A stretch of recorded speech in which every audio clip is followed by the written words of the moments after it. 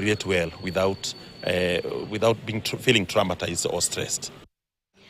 Now, student leaders from different universities and tertiary education institutions are currently undergoing sharpening skills in leadership to enable them prepare for national leadership platforms. A two-day leadership summit held at Catholic University of Eastern Africa, organized by Choose Life Africa, a non-governmental organization dealing with education and youth affairs, seeks to help Kenyans identify young leaders who can occupy top positions in government as well as in private sectors.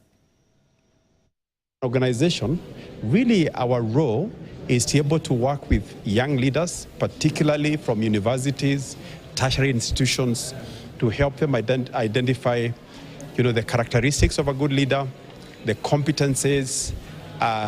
what they look like, so that by the time we are going to an election, we can be able to identify the right leaders and put them in the office. In the context of where Kenya finds itself today,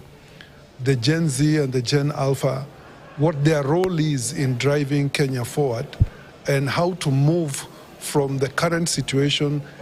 where there is a stalemate on both sides into a situation where there is forward movement, where the views of the Gen Zs are incorporated into the national agenda. The reason why, for example, the Gen Zs were going out into the streets is because we felt like we had a difference in ideologies. With, for example, the political elite that are in front, we felt like their ways were arbitrary, or their ways were a little bit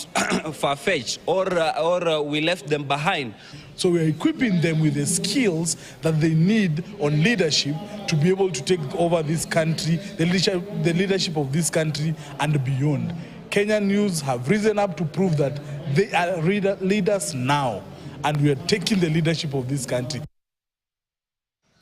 Now, the permanent secretary